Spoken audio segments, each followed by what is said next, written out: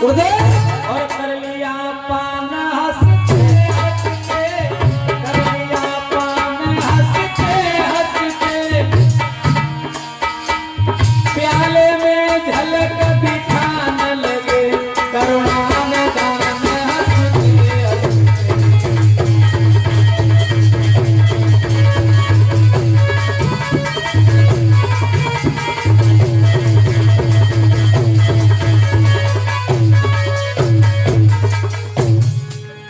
उसी वक्त प्याले में झलक दिखाई, भगवान ने उसी जहर में नारायण की मूर्ति देखी और राम का नाम लेकर के जहर को पी गया। बोलिए गोविंद भगवान की।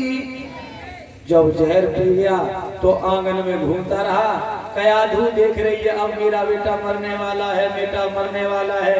तब तक हिरण्यकश्यप आ गया, कहने लगा वाह भाई वाह, अच्छा किया ऐसे जहर दे दिया, अच्छा किया। अब मरा सोच रहा है गिरने वाला नहीं, लेकिन कुछ नहीं हुआ। तब तक तो हिरण्यकश्यप कहने लगा हे कयाधु, मुझे ये मालूम पड़ता तुमने अगर किसे जहर नहीं दिया है, अगर जहर दिया होता तो ये मर गया होता। ऐसे मुझे लगता चीनी का शरबत घोल के पिला दिया। पति महाराज, हाँ हम तो माई के सब खाए कह रहे हमने से जहरी पिलाया था, लेकिन नहीं मरा, फिर हम क्या करें? जहरी पिलाया है। हाँ, हम कैसे मान जाए इसे जहरी है? नहीं मानो, बिल्कुल नहीं मानेंगे। नहीं मानो, हमारी की समझ। तो ऐसा करो, इस कटोरी में अभी भी 2 बूंद है, हाँ। तो तुम पी के देख लो। हम क्यों पिए? चेक कर ले, अमृत है। हम अपने मंत्री को चेक करवाते हैं, इसको दो। हाँ, मंत्री ले मंत्री। ए मंत्री, कहिए महाराज। इसमें देखना मेरी रानी ये कह रही है कि ये जहर है, तुम पी के देखो इसे। महाराज जहरी होगो। अरे होगा नहीं, पी के देखो। महाराज हम नहीं पी पाएंगे। क्यों? हम तो अब ऐसे अपनी बहू के अकेले। बोलो। हेलो महाराज, हाँ जाने जहरी लग रहा हो, देखो। हमें ना दिखाओ, तुम पी के देखो। भाई बंधु माता बहनों, वो राजा का ऑर्डर पा करके जैसे ही उसने 2 बूंदे पीती, केवल प्रहलाद तो पूरा गिलास पी गया, उसने केवल 2 बूंदे पीती। राजा ने अपने मंत्री पर उस प्याले को अजमाया है, पीते ही बेचारा बिना कहे सीधा यमलोक सिधारा है। पीते ही पट मर गया तुरंत। और गोविंद भगवान की। अब राजा हिरण्यकश्यप को पूरा विश्वास हो गया, वास्तव में नारायण का नाम लेकर के जहर पी गया, पूरा गिलास चढ़ गया ये तो। और मेरे मंत्री पे 2 बूंदे नहीं जली, ये मर गया तुरंत। भाई बंधु, जाकूरा के साया, जैसे भगवान रक्षा करेगा जिसकी, उसे मारने वाला कोई भी हो जाए, चाहे पूरा संसार उसका बैरी क्यों न हो जाए, दुश्मन क्यों न बन जाए, अगर भगवान उसकी रक्षा करेगा तो कोई मार नहीं पाएगा। जिस पूरा के साया मार सके ना कोई, और बाल नवा का कर सके चाहे सब जग बैरी हो, कोई कुछ नहीं बिगाड़ सकता, भगवान रक्षा करने वाला है। तो अब राजा ने जब देख लिया ये अब नहीं मानेगा, नारायण नारायण ज्यादा रट रहा है, तो खूनी हाथी जिन्हें शराब पिला करके मस्त कर दिया जाता है, इस प्रहलाद को पकड़ के हाथियों के सामने डाल दो, पैरों से कुचलवा दो, ऐसा बेटा हमें नहीं चाहिए। लेकिन भगवान की ऐसी कृपा होती है कि कहां तो वो हाथी मारने को तो आते ही प्रहलाद को, और उनके भगवान उनके अंदर प्रवेश जब कर जाते हैं हाथियों के अंदर, तो मंत्रियों को मारने लगते हैं हाथी। मंत्री भागते हैं महाराज के दरबार में, महाराज हाथी तो पागल हो गए, वो तो हमें ही मार रहे हैं, प्रहलाद को नहीं मार रहे। वो समुद्र में भिगवा दिया, और समुद्र में से लौट के आया, सिपाही लौट के नहीं आ पाते, उससे पहले पिताजी के सामने हाथ जोड़ के खड़ा हो जाता है, पिताजी नारायण। ओहो, तू अभी नहीं मरा? सिपाहियों, इसे पर्वतों की चट्टानों पर चढ़ा के ले जाओ, जहां बहुत ऊंचाई हो नीचे खाई में फेंक देना, जाओ। और सिपाही पकड़ के ले जाते हैं, खाई में फेंक देते हैं, और भगवान पुष्पों का गद्दा बन जाए, कभी कैसे भी अपने भक्त की रक्षा कर लेते हैं। सिपाही उतर के पहुंच भी नहीं पाते, तब तक राजा के सामने पहले पहुंच जाता है। पिताजी नारायण, ओहो अभी नहीं मरा तू? अरे पिताजी आप तो झूठे हैं, भगवान सत्य है, वो मुझे बचा रहा है। अब जब पूरी तरह से इसे विश्वास हो गया अब इसे ऐसे नहीं मारा जाएगा, तो उसकी एक बहन थी, उसकी बहन जिसका नाम था सिंह का।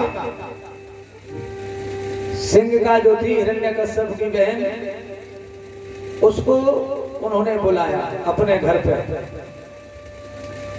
और बुला करके कहा, बहन तुम्हारे पास में एक शीतला नाम का चीर है। शीतल कहते ठंडे के लिए, और ठंडा इतना वो चीर था जैसे ये चुंदड़ी होती, ऐसा ही एक चुंदड़ी थी उसके पास। वो इतनी ठंडी थी कि आग में डाल दी जाए तो जलती नहीं थी। वो ब्रह्मा जी ने दी थी उसको वरदान में कि जाओ अगर तू अग्नि में भी बैठ जाएगी तो जलेगी नहीं। तो हिरण्यकश्यप ने सोचा, हिरण्यकश्यप ने कि मेरी बहन इसको गोदी में लेके आग में बैठ जाए और खुद तो बच जाएगी इस चुंदड़ी से, जब ढके बैठ जाएगी तो, और मेरा बेटा जल जाएगा, बस ये मर जाए, मुझे ये बेटा नहीं चाहिए। ऐसा सोच करके और आग में बिठा दिया। प्रहलाद को बुआ जी गोद में लेके बैठ गई अपने भतीजे को, और जैसे ही आग लगाई उसी वक्त भगवान विष्णु ने अपनी जो 49 पवन बताए गए हैं भागवत में, 49 हवाएं चलती हैं, जिसमें सबसे तीव्र गति से चलने वाले जो हवा है उसका नाम है मार्तवन। उसको भेजा, मेरे भगत को वो राक्षसी जलाना चाहती है, जल्दी से जाओ और उस चूदड़ी को उसके ऊपर से हटा के प्रहलाद के ऊपर करनी है। बस प्रहलाद के ऊपर कर देना, और वो हवा गई और गुब्बारा सा जैसे ही बना ऐसे और बन के प्रहलाद के ऊपर तो ढांक लिया उस चूदड़ी ने, और बुआ जी अब तो नग्न रह गई। सो तब तक अग्नि ने जकड़ ली और आग ने जैसे पकड़ी, सो अब तो जल जल के और चिल्लाती रही, इधर उधर भागती रही और होली की तरह जल के भस्म हो गई। बोल गोविंद भगवान की। इनका नाम ही होलिका था, जो हमारे हिंदू समाज में आज होली का त्योहार मनाया जाता है फागुन के महीना में। उसी समय से जब होलिका जली, जिसका नाम सिंह का था, होलिका जैसे जली उसी वक्त देवता लोग जो थे वो रंग की होली खेल रहे थे, रंग गुलाल फेंक रहे थे एक दूसरे पर, और जो राक्षस थे वो एक दूसरे पर गोबर फेंक देते हैं, कोई कीचड़ फेंक देता है।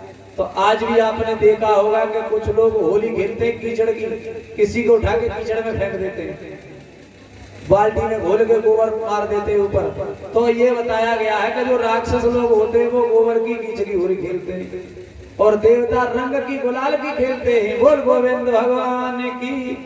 खैर हमारे इस गांव में तो सब रंग की गोल खेलते हैं, ये हमें पता है। धीरे धीरे समय व्यतीत होता गया और जाकर के देख लिया हिरण्यकश्यप ने मेरी बहन भी मारी गई, लेकिन ये नहीं मारा गया। अब क्या करना चाहिए? उसको पकड़ लिया, चल तेल गरम करवा भैया। ए मंत्री। हाँ महाराज। तेल गरम कर दो। महाराज पूरी सिखवाओगे का? बड़े तरह खाएंगे। ए भैया पूरी नहीं सिखवाएंगे, हमें तेल गरम करवा के बड़ी सी कढ़ाई में इस प्रहलाद को फेंकना है, ये जलाना है। तुम पूरी की बातें कर रहे हो? हम पहले तो बड़े घुसो है, पूरी सीखे खाए को मिलेंगे। कोई बात नहीं महाराज। हाँ तेल गरम हो गया, तैयार है। चलो चलो प्रहलाद को पकड़ लो और ऐसे ले जाकर गरम तेल में फेंक दो। अब देखूंगा इसका नारायण की कैसे रक्षा करेगा। अब प्रहलाद को सिपाही पकड़ के ले गए और जैसे ही कढ़ाई के पास पहुंचे जिसमें गरम गरम तेल उबल रहा था, और उठा करके जैसे ही फेंका, और वो तो नारायण नारायण की जब रटना ही लगाया था, वो तो बावला तो हो चुका था। उसने जैसे ही तेल में फेंका सिपाहियों ने, अब तो भगवान की ऐसी कृपा हुई कि तेल एकदम से ऐसा मालूम होता है कि गंगा जल बन गया हो, ठंडा पानी। और वो तो स्नान करने लगा, तेल में बैठ गए और थोड़ा सा तेल लेकर के सिपाहियों के ऊपर उलीच दिया। अब सिपाही तैयारे मरियारे करते हुए भागे। अरे महाराज गजब हो गया, हमारी तो ऊपर तेल मार दिया उसने, तो खालो तले आई हमारे तो, और वो स्नान करना है। हिरण्य कश्यप कहने लगा वाह भाई वाह, वो सच्चा भगत है इसका मतलब। चलो कोई बात नहीं, अब के नहीं मरा तो अब की बार नहीं छोड़ूंगा। प्रहलाद, अब मैं तुझे जिंदा नहीं छोड़ूंगा, अब की बार तू मेरे सामने मारा जाएगा, अपने हाथों से मारूंगा। सिपाहियों, महाराज, ये खम्मा दिखाई दे रहा है तुम्हें लोहे का? अंधे काम दिख रहा है। हाँ, हम कब कह रहे तुम अंधे हो? हाँ। ये जो लोहे का खम्मा दिखाई दे रहा है, हाँ। इसको इतना गर्म करवाओ, इतना गर्म करवाओ, ये लाल पड़ जाए। महाराज, अगर जब मैं कलर कर दो, जब पेंट पे लाल रंग तो काम चल जा। हमें पेंट नहीं करवानी इसका, केवल अग्नि से गर्म करवाना, आग लगानी इसका। अच्छा, गर्म करवाना है, ठीक है महाराज।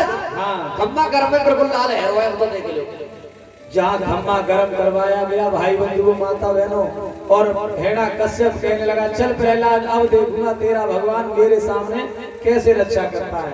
अब उसकी गोलियां भरवाने के लिए ले जा रहा है कि चल मेरे सामने उसकी गोलियां भर खम्मे की, अब देखूंगा तेरा भगवान कैसे रक्षा करेगा मेरे सामने। तलवार लेकर खड़ा है और प्रहलाद रोता हुआ जा रहा था। अब खम्मा देख करके छोटा सा बालक डरेगा नहीं, अब पहली बार डरा हुआ तो भगवान लोहा बहुत गर्म है, अब मैं मर जाऊंगा। लेकिन भगवान के जो भगत होते वो कभी कमजोर नहीं पड़ते। अब वो कीर्तन गा रहा है तो माता बहन सब बोले, अरे प्रहलाद